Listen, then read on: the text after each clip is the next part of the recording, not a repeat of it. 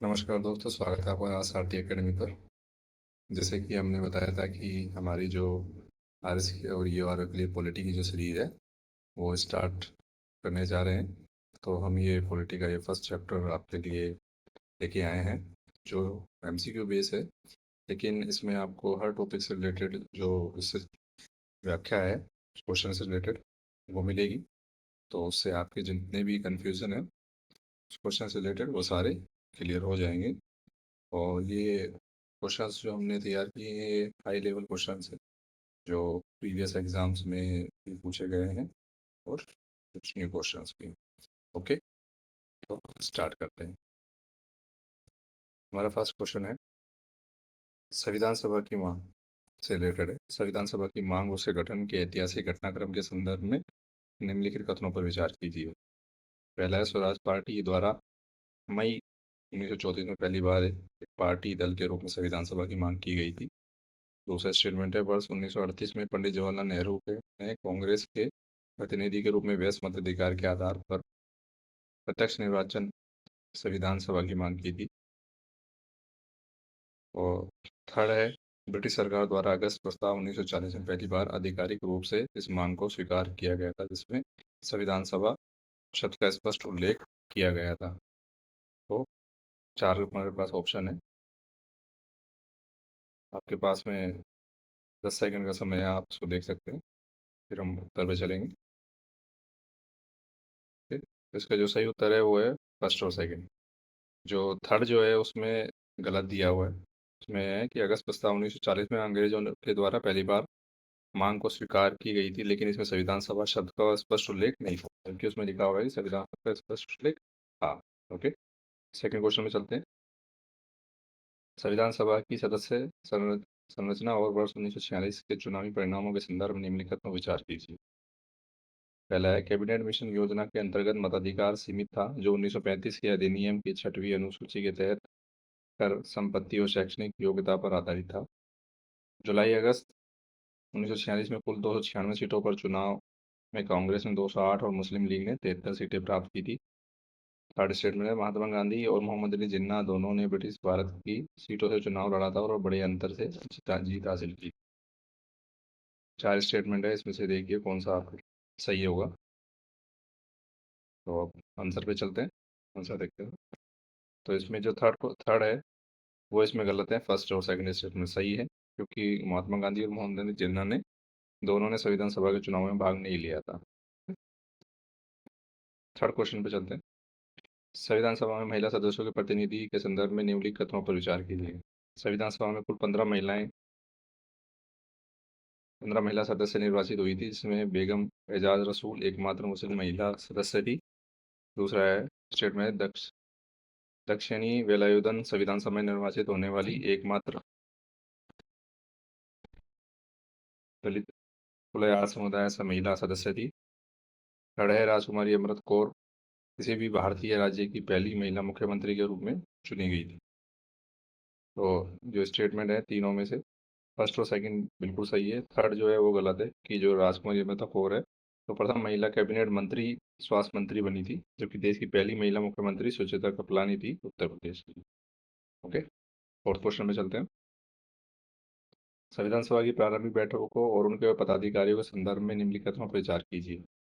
9 दिसंबर 1946 को प्रथम बैठक में कुल 207 सदस्यों ने भाग लिया था क्योंकि मुस्लिम लीग और अधिकार रियासतों ने इसका बहिष्कार किया था। सेकंड स्टेटमेंट है वरिष्ठतम सदस्य को अध्यक्ष चुनने की फ्रांसीसी परंपरा के आधार पर डॉक्टर सत्येंद्र सिन्हा को अस्थायी अध्यक्ष और फ्रैंक अब्दुल को अस्थायी उपाध्यक्ष बनाया गया था। थर्ड स्टेटमेंट है 11 दिसंबर 1946 को डॉक्टर राजेंद्र प्रसाद को सर्वसम्मति से स्थायी अध्यक्ष चुना गया था। इनका प्रस्ताव जेबी कृपलानी द्वारा रखा गया था। चार स्टेटमेंट है, चारों में से आपको बताना कौन सा सही है। तो आंसर आंसर देखते हैं इसका भी। तीनों कथन बिल्कुल सही है इसके अंदर। ठीक, तीनों है स्टेटमेंट है बिल्कुल राइट। फिफ्थ क्वेश्चन देखते हैं। पंडित जवाहरलाल नेहरू द्वारा प्रस्तुत ऐतिहासिक उद्देश्य प्रस्ताव के संदर्भ में निम्नलिखित कथनों पर विचार कीजिए। इसे 13 दिसंबर 1946 को संविधान सभा के समक्ष प्रस्तुत किया गया था, जिसमें न्याय, स्वतंत्रता और समता के आदर्श शामिल थे।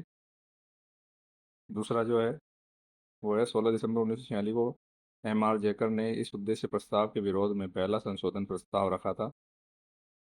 थर्ड होगा, इस प्रस्ताव को संविधान सभा द्वारा 22 जनवरी 1947 को सर्वसम्मति से पारित किया गया था। उपयुक्त कथनों में से कौन से कथन सही है? चार स्टेटमेंट है, फिर देखिए। ओके, तो ये तीनों कथन ही बिल्कुल राइट है। नेक्स्ट क्वेश्चन पे चलते हैं। स्वतंत्रता अधिनियम 1947 के बाद परिवर्तन। भारतीय स्वतंत्रता अधिनियम 1947 लागू होने के बाद संविधान सभा के स्वरूप में आए परिवर्तनों के संदर्भ में निम्नलिखित कथनों पर विचार कीजिए। संविधान सभा एक पूर्ण संपूर्ण संस्था बन गई थी और इसे संविधान निर्माण के साथ साथ देश के विधायिका संसद का दोहरा कार्य भी सौंपा गया था। जब भी सभा की बैठक विधायिका के रूप में होती थी, तब इसकी अध्यक्षता जीवी मावलंकर द्वारा की जाती थी। विभाजन के बाद कुल सदस्य संख्या घटकर 299 रह गई, जिसमें देशी रियासतों के मनोनीत सदस्यों की संख्या 93 से घटकर 70 हो गई। उपयुक्त कथनों में से कौन से कथन सही हैं? चार स्टेटमेंट में से तीनों कथन बिल्कुल राइट है। Okay, next question. संविधान सभा की विभिन्न समितियों उप समितियों के संदर्भ में युग्म पर विचार कीजिए। संघ शक्ति समिति और राज्यों के लिए समिति जवाहरलाल नेहरू के पास थी। दूसरा, प्रांतीय संविधान समिति और सलाहकार समिति सरदार वल्लभ भाई पटेल। थर्ड है, मौलिक अधिकार उप समिति H.C. मुखर्जी। फर्स्ट और सेकंड जो है हमारा बिल्कुल सही है। थर्ड है वो बिल्कुल गलत है, क्योंकि मौलिक अधिकार उप समिति के अध्यक्ष JB कृपलानी थे। ओके, जबकि S.C. मुखर्जी अल्पसंख्यक उप समिति के अध्यक्ष थे। इंपॉर्टेंट क्वेश्चन है। 8 क्वेश्चन देखेंगे। संविधान के प्रारूप को तैयार करने वाली प्रारूप समिति के संदर्भ में निम्नलिखित कथनों पर विचार कीजिए। Doctor B.R. अम्बेडकर की अध्यक्षता में इस 7 सदस्यीय समिति का गठन 29 अगस्त 1947 को किया गया था।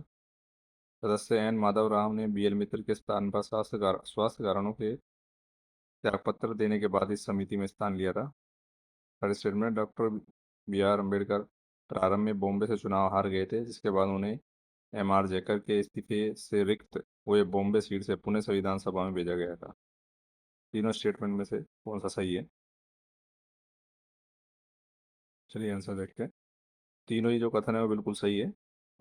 B.R. अम्बेडकर का ये काफी बार पूछा जाता है, तो ध्यान रखिएगा। Next question. संविधान के अंतिम रूप में पारित होने और कलात्मक सजावट के संदर्भ में निम्नलिखित कथनों पर विचार कीजिए। 26 नवंबर 1949 को जब संविधान पारित हुआ, तब सभा में उपस्थित कुल 284 सदस्यों ने इस पर हस्ताक्षर किए थे। नागरिकता चुनाव और अंतरिम संसद से जुड़े कुल 16 अनुच्छेदों को 26 नवंबर 1949 को ही तुरंत प्रभावी कर दिया गया था। मूल भारतीय संविधान की प्रतियों का सौंदर्यीकरण और अलंकरण शांति निकेतन के कलाकारों नंदलाल बोस और बेओर राम मनोहर सिन्हा द्वारा किया गया था। तीनों कथनों में से चेक कीजिए कौन सा सही है। तीनों कथन बिल्कुल राइट है। ओके, लास्ट क्वेश्चन है हमारा। संविधान सभा में राजस्थान के राजाओं और रियासतों के प्रतिनिधि के संदर्भ में निम्न कथनों पर विचार कीजिए। मैसूर रियासत 7 सदस्य के साथ राजस्थान की जयपुर रियासत से सर्वाधिक प्रतिनिधित्व 3 सदस्य संविधान सभा में शामिल थे। जयपुर रियासत के VT कृष्णाचारी को संविधान सभा का दूसरा उपाध्यक्ष 16 जुलाई 1948 को निर्वाचित किया गया था। जयनारायण व्यास जोधपुर से, माणिक्यलाल वर्मा उदयपुर से और हीरालाल शास्त्री जयपुर राजस्थान क्षेत्र से संविधान सभा के सदस्य थे। चारों कथनों में से देखिए कौन सा सही है। तीनों कथन बिल्कुल सही है। ओके, तो ये हमारे मोस्ट इम्पोर्टेंट 10 क्वेश्चन आज हमने इसके बारे में बात करी, और इसका एक दूसरा वीडियो लेके आएंगे अभी हम, और ये सीरीज़ कंटिन्यू चलती रहेगी। अगर आज इस सीरीज़ को कंटिन्यू आप रखते हैं और इनको सिर्फ एक बार अपने सुन के और एक बार इसको रिवाइज कर लेते हैं, तो ये सारे क्वेश्चन आपको इजीली याद हो जाएंगे और आपको ये टॉपिक भी बहुत जल्दी क्लियर हो जाएगा। इस टॉपिक का कोई भी ऐसा पहलू नहीं होगा जिसको हम यहाँ पे कवर नहीं करेंगे। ओके, तो thank you for watching this video. मिलते हैं नेक्स्ट वीडियो में। Bye bye.